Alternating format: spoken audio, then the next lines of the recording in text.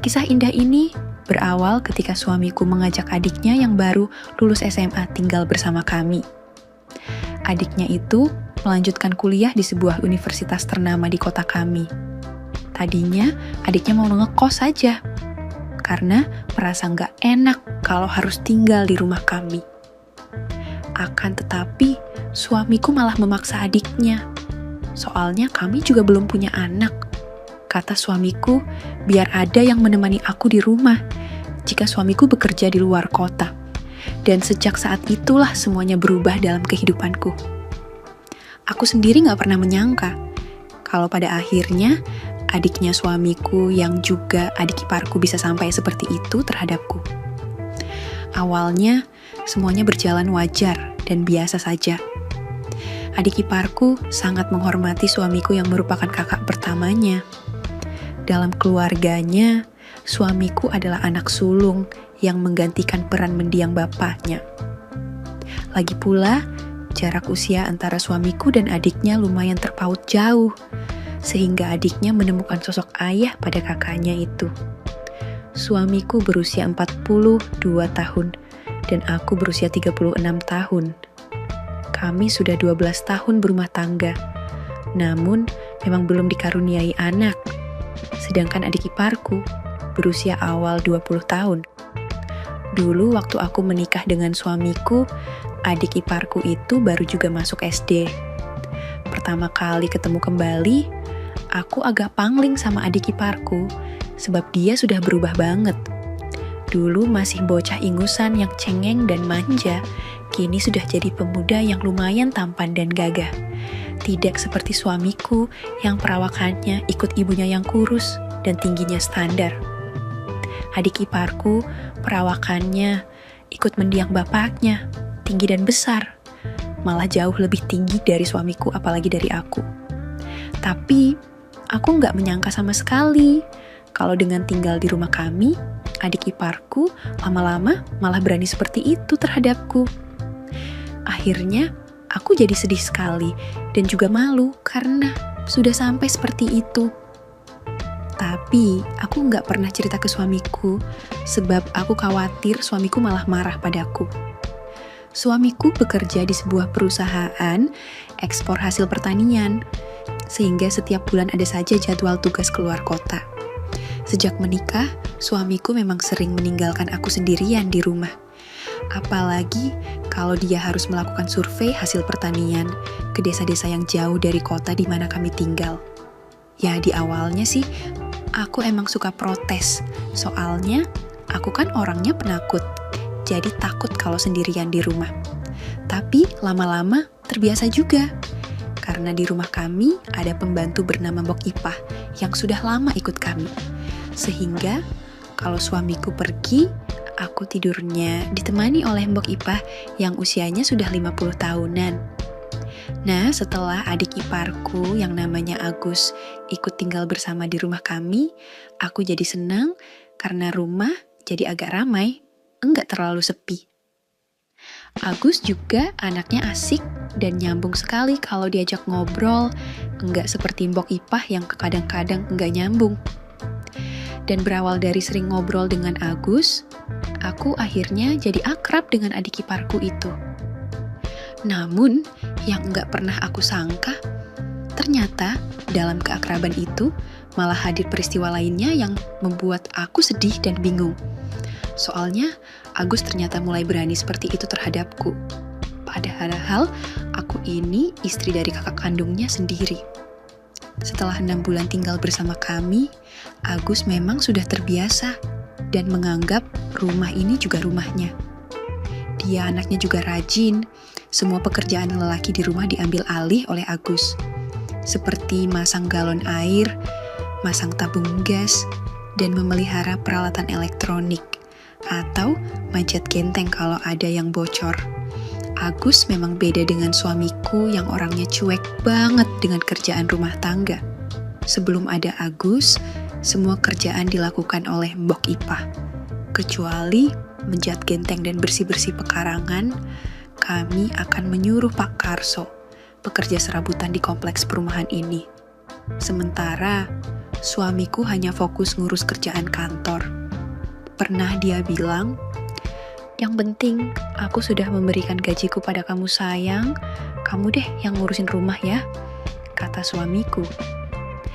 Dengan kehadiran Agus yang kelihatan rajin dan sangat peduli dengan kerjaan rumah, aku jadi mulai membandingkan kakak beradik itu. Apalagi Agus pernah bilang ke Mbok Ipah, "Biar semua kerjaan laki-laki saya saja yang mengerjakan Mbok. Kasihan Mbok kan perempuan, dan sudah tua juga, entar malah kecapean loh," ujar Agus. Suatu ketika, pas aku habis nyuci pakaian dan mau menjemur ke belakang, Agus juga dengan sigap mengambil ember cucian yang kubawa. Kata Agus, "Biar saya bantu, Mbak. Kelihatannya berat ember cuciannya. Lagian kasihan perempuan secantik dan selembut Mbak harus ngangkat cucian yang berat," kata Agus. Pas Agus memujiku cantik, sebenarnya aku agak risih, walau dalam hati aku senang sekali. Ya, wanita mana sih yang gak senang hatinya kalau mendapat pujian? Jadi, yang kubiarkan saja. Paling, aku hanya merajuk dengan bilang padanya, "Ah, kamu gombal, ih Gus. Pasti banyak cewek di kampus kamu rayu juga ya," cetusku. Dan semuanya pun mulai berubah ketika suamiku kembali mendapat tugas keluar kota. Kali ini lebih lama, sebulan ke depan, karena ada banyak desa yang harus dia kunjungi untuk mencari hasil pertanian yang akan diekspor perusahaannya.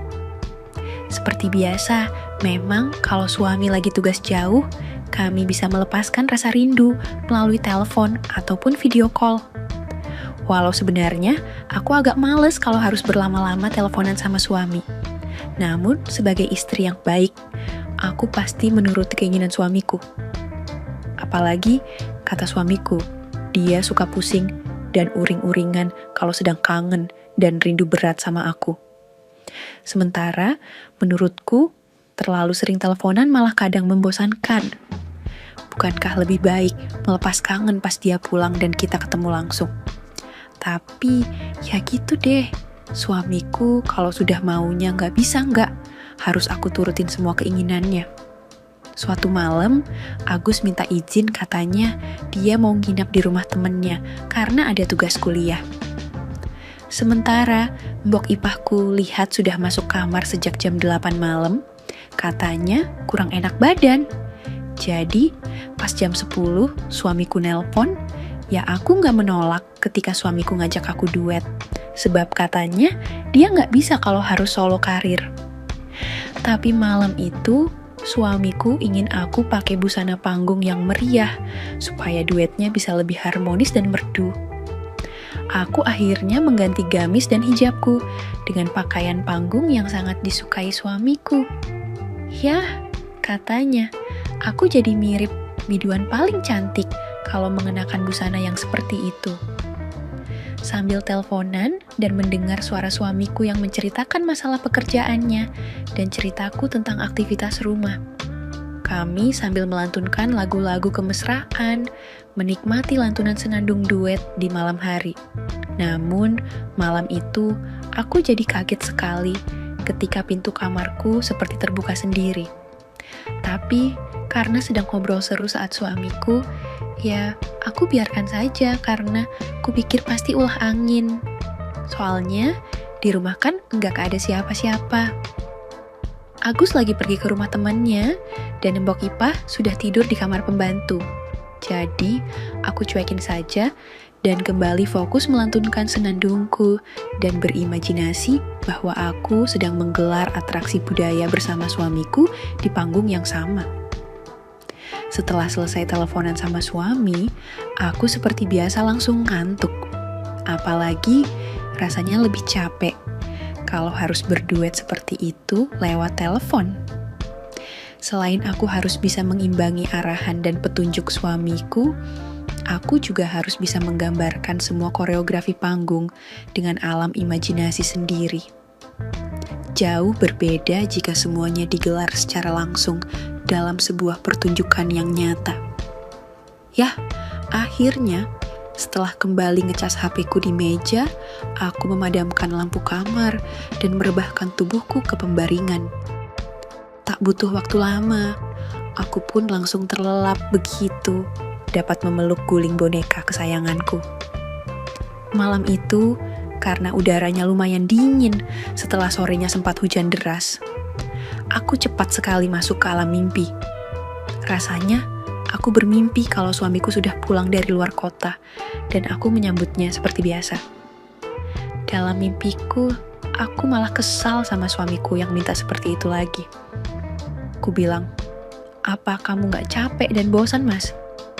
Lagian kita kan udah teleponan," kataku. Tapi ya namanya cuma mimpi, suamiku gak peduli dan langsung saja seperti itu lagi terhadapku. Kata suamiku, "Kamu tidur saja sayang, biar aku yang akan bekerja sambil menjaga agar kamu semakin nyenyak dan bermimpi yang indah," bisiknya. Namun di saat sedang asik bermimpi, aku jadi kebangun dan merasa kaget sekali malam itu. Kulihat jam di dinding, sudah jam 12 malam lebih dikit, dan aku kayaknya lupa belum mengunci pintu depan. Jadi, aku langsung beranjak keluar kamar dan mengunci pintu depan. Setelah itu, aku melangkah ke belakang untuk memastikan pintu belakang juga sudah dikunci.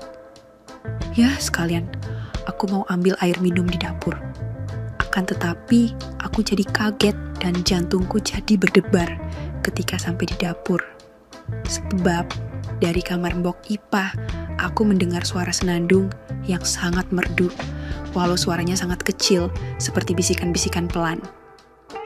Dalam hatiku pikir, mungkin Mbok Ipah sedang mengigau karena sedang bermimpi ketemu sama suaminya yang sudah lama jadi TKI di Malaysia. Tapi, nafasku jadi terhenti ketika aku melihat jaket Agus, adik iparku, tergolek di kursi meja makan. Padahal Agus kan pergi ke rumah temannya. Karena penasaran, aku pun menengok ke kamar Mbok Ipah. Ya, aku gak menyangka sama sekali dengan apa yang kulihat malam itu. Ternyata Agus gak nginap di rumah temannya, dan Mbok Ipah ternyata gak sedang sakit seperti pengakuannya. Entah kenapa, aku jadi bingung dan salah tingkah melihat mereka, sehingga aku putuskan kembali ke kamarku sambil membawa air minum dari dapur. Saking kagetnya aku malam itu, sampai di kamar air minum, ku habiskan sampai sebotol gede. Aku duduk di ranjang, sambil mikirin apa yang barusan kulihat di kamar pembantu tadi. Rasanya sih, antara percaya dan gak percaya, apa itu nyata? Atau semua ini hanya mimpi, kelanjutan mimpiku bersama suami. Tapi setelah kucubit kulit tanganku sendiri, ternyata aku sedang enggak bermimpi. Namun, aku belum bisa percaya dengan yang kulihat. Apa benar Mbok Ipah dan Agus bisa sampai seperti itu? Bukankah usia Mbok Ipah sudah 50 lebih? Sementara Agus masih 20-an. Bukankah mereka lebih pantas menjadi ibu dan anaknya? Aku berpikir, aku akan mengadukan semuanya ke suamiku. Setelah suamiku pulang dari luar kota, pasti suamiku akan sangat kecewa dengan adiknya itu. Seharusnya, pemuda seusia Agus itu sibuk kuliah dan fokus ke pendidikan. Tapi, Agus malah belajar yang lain, dan malah Mbok Ipah pembantu kami yang mengajarinya pelajaran di luar teori kampus itu. Aku juga masih belum bisa percaya, kok adik iparku bisa tertarik dengan Mbok Ipah, wanita desa yang sudah sangat berusia.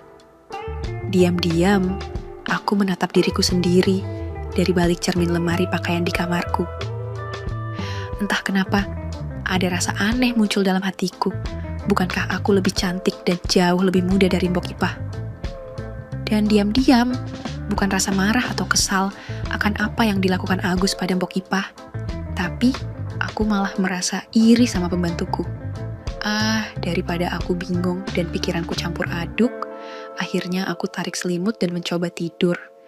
Biar saja besoknya aku akan bicarakan semua dengan adik iparku dan menasehatinya. Keesokannya, Aku bersikap seperti biasa saja, supaya Agus dan Mbok Ipah nggak curiga kalau semalam sebenarnya aku melihat mereka. Maksudku, aku akan menegur dan menasehati Agus nanti sore atau malam, karena hari itu dia kuliah pagi. Aku nggak mau adik iparku jadi nggak fokus kuliah, karena pagi-pagi sudah kuomelin dan kunasehatin. Jadi, pas sarapan bersama pun, aku nggak membahas masalah semalam di kamar pembantu. Agus kelihatan santai sekali, menyantap roti bakar buatan Mbok Ipah sambil nyeruput kopi hangat. Dia juga seperti biasa, nanya pada aku kapan kakaknya pulang, dan ku bilang suamiku baru pulang 2 minggu lagi. Lalu kata Agus, "Wah mbak, sebenarnya saya butuh ketemu sama kakak saya karena mau minta uang semester kuliah," kata Agus. Ku jawab, "Ya udah Gus, kamu kuliah saja dulu, ntar sore deh mbak yang ngasih uangnya ya," balasku. Saat itu aku berpikir langsung saja aku bicarakan masalah semalam, tapi sebelum aku melanjutkan, Agus lebih dulu menjelaskan. Dia bilang semalam itu dia enggak jadi menginap di rumah temannya, karena tugas kuliah sudah selesai dan bisa pulang. Semalam, pas saya sampai rumah, semua sudah pada tidur, tapi Mbok Ipah malah menggigil karena demam. Lalu Mbok Ipah minta tolong ke saya mbak, karena badannya pegal semua kayak masuk angin, jadi ya saya bantu ngerokin, jelas Agus. Mbok Ipah yang saat itu sedang nyuci piring pun menimpali. "Iya bu, untung Mas Agus pulang jadi embok, bisa dibantu semalaman. Soalnya Mbok mau minta tolong ke ibu, tapi ibu kelihatannya sedang serius teleponan sama bapak. Jadi Mbok nggak berani mengganggu," kata Mbok Ipah sembari senyum-senyum sendiri ketika dia bilang, "Aku sedang sibuk teleponan sama suamiku." Dalam hatiku bilang, waduh, aku sudah salah menduga dan berpikiran aneh tentang yang semalam kulihat di kamar pembantu. Ternyata adik iparku selain rajin juga pandai mijat dan ngerokin. Ya udah, ku bilang pada Agus, "Ntar sore atau malam deh, Mbak ngasih uang kuliahnya Gus." "Ya sekalian Mbak, mau minta tolong juga seperti Mbok Ipah semalam, soalnya badan Mbak juga pada pegal semua nih," kataku. Agus mengangguk sambil tersenyum penuh makna padaku. Dia lalu pamitan berangkat kuliah. Ia menarik tanganku untuk salim dan mengecup punggung tanganku sebagai tanda hormat sebelum akhirnya berangkat ke kampus. Singkat cerita, malamnya setelah kami makan malam bersama, aku pun memberikan uang kuliah untuk Agus. Di meja makan, Mbok Ipah kemudian mengingatkan aku. "Loh ibu, katanya mau minta tolong Mas Agus." "Apa enggak, jadi bu?" tanya Mbok Ipah sambil membereskan piring sisa makan untuk dicuci. Ku jawab, "Enggak jadi Mbok, takutnya malah jadi semakin pegel, kalau mijatnya enggak bener malah bisa keseleo kan," kataku. Ya aku jawab gitu, bukan karena aku enggak mau, tapi aku malah jadi malu karena Mbok Ipah nanya duluan. Tapi kata Mbok Ipah, "Wah ibu, jangan suka menilai orang dari luarnya saja. Mas Agus itu walaupun tampilannya rapi, tapi bisa mengerjakan tugas apa saja kok. Coba saja dulu bu, daripada ditahan-tahan." "Nanti malah tambah pegel semua lo badannya," timpal Mbok Ipah. Agus yang masih menghabiskan teh hangatnya, akhirnya angkat bicara.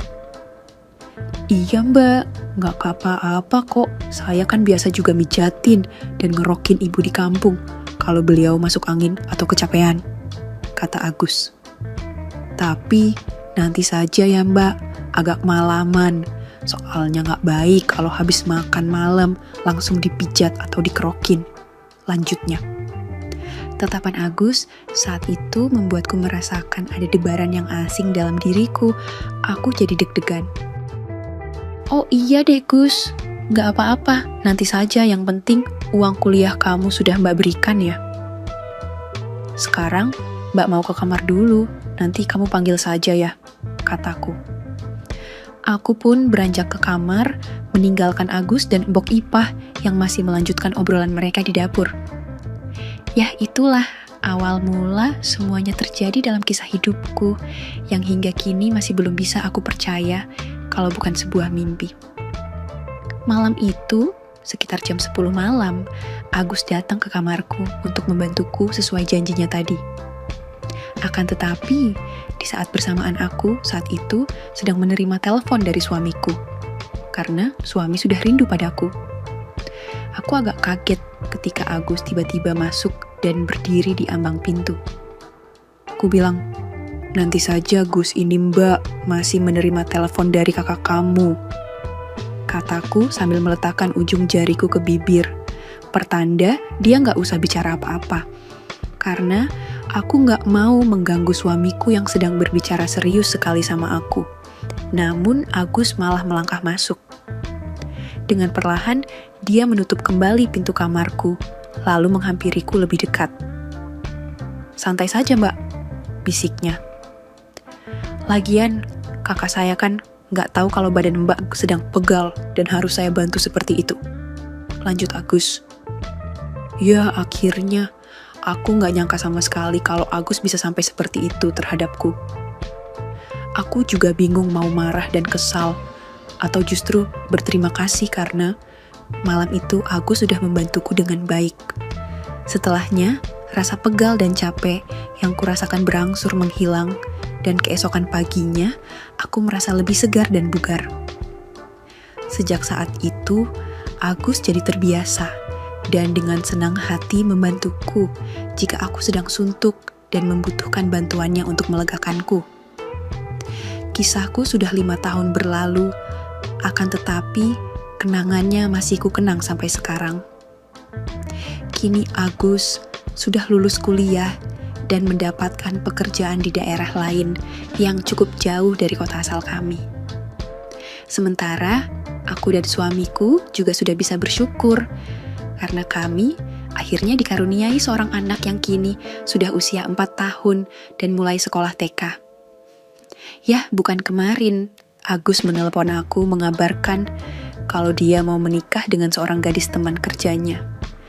Aku dan suamiku ikut senang mendengar kabar itu, dan kami pun berjanji akan berkunjung ke kota mereka untuk menghadiri resepsi pernikahannya. Dalam hatiku bilang, aku sendiri nggak pernah tahu apakah ini akhir dari kisahku, atau justru ini adalah sebuah awal dari cerita yang baru. Tamat. Oke, segitu dulu untuk kali ini dan semoga kalian bosku semua terhibur hari ini ya. Sekali lagi, tidak pernah lupa Mimin ingin mengingatkan bahwa tidak ada maksud untuk merusak moral. Tapi di sini, kami selaku admin channel Makyem hanya berbagi pengalaman dari viewer saja yang tentu saja tidak untuk ditiru. Terima kasih sudah mau mendengarkan kisah nyata ini. Ambil baiknya dan buang buruknya dari cerita kisah ini. Semoga hal seperti ini tidak terjadi kepada kita semua bosku, dan semoga kita semua dilindungi dari mara bahaya. Amin ya Rabbal Alamin. Terima kasih dan sampai jumpa di cerita selanjutnya. Jangan lupa like, komen, share, dan subscribe. Oh iya, kira-kira kalian semua bosku yang terhormat kepengen kisah-kisah yang seperti apa lagi nih? Tolong berikan komentar-komentar kalian di video ini ya.